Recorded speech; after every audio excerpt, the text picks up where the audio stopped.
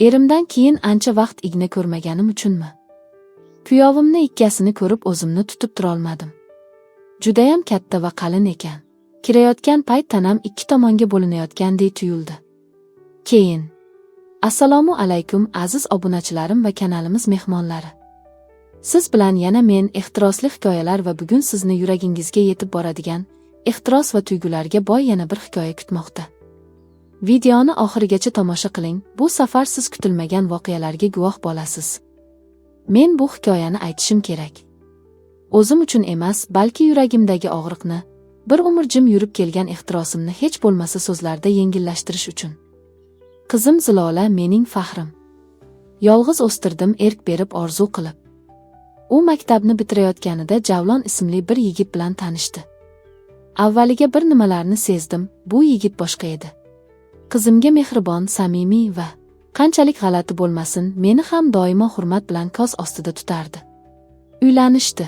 To'yda quvonchli edim, lekin yuragim bir narsani his qilgandek, bir begona iliqlik menga qarab intilayotganini sezgandek bo'ldim. Keyin yillar o'tdi.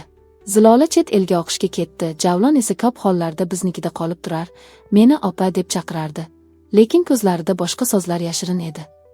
Ularni bilardim, ammo jim edim. Bir kecha tofonli yomg'ir ostida u uyga qaytdi. Hol kiyimda, yuragi titrab, telefonim ochib qoldi, boshqa joyga bora olmadim, dedi. Men unga choy qo'yib berdim. Nigohlarimiz to'qnashdi. U jim turdi. Men jim edim. Qandaydir osmondan tushgan jimlik bizni o'rab oldi. Nafaslarimiz tezlashdi. U qo'limni ushladi. Men buni istamasligim kerak, ammo yuragim sen tomonga tortadi, dedi u. Ko'zlarimni yumdim. Yo'q, hech nima bo'lmadi. O'sha kecha u divanda uxlab qoldi. Men esa tonggacha uyg'oqlikda yuragim bilan jang qilib yotdim. Ammo o'sha kundan so'ng men o'zimni yashira olmadim. Har safar u kulsa, yuragim qizganish bilan to'lar, har safar meni opa desa, yuragim tilkapora bo'lardi. Oz jonimga qasd qilish darajasiga yetdim, lekin so'ngra tushundim, bu hislarim meni yo'qotmaydi, balki meni o'zgartiradi. Men unga maktub yozdim. Men seni sevib qolganimni tan olaman. Bu sevgi emas, bu jazodir. Bu yuragimda yongan, ammo seniki bo'lmaydigan ehtirosdir. Qizimning baxti men uchun hammasidan muhim. Shu sabab men sendan uzoqlashaman.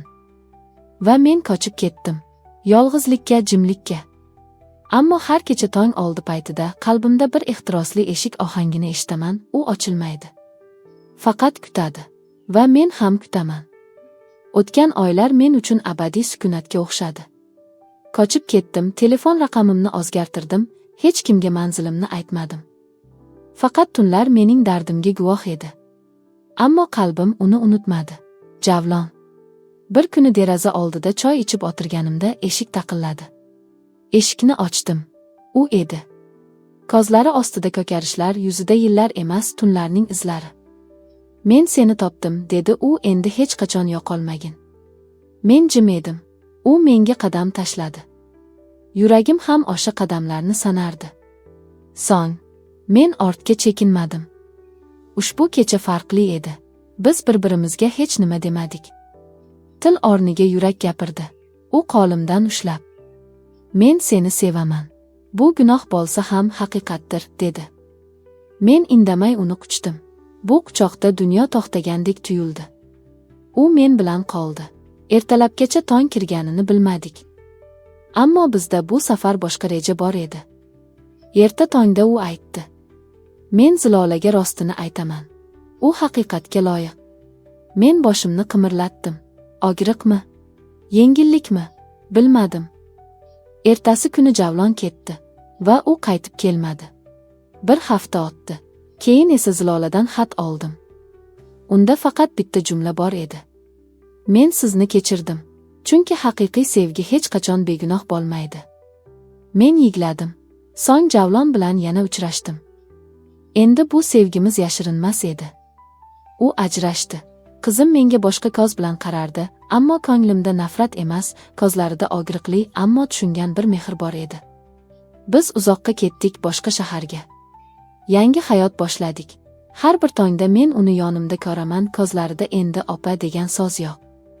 Faqat sevgilim degan jim nigoh bor. Va har kecha u qo'limni ushlab, endi hech kim seni mendan olib qolmaydi, deydi. Men ishonaman. Chunki endi bu sevgi emas, bu bizning o'rganib yashashga jur'at qilgan taqdirimiz edi.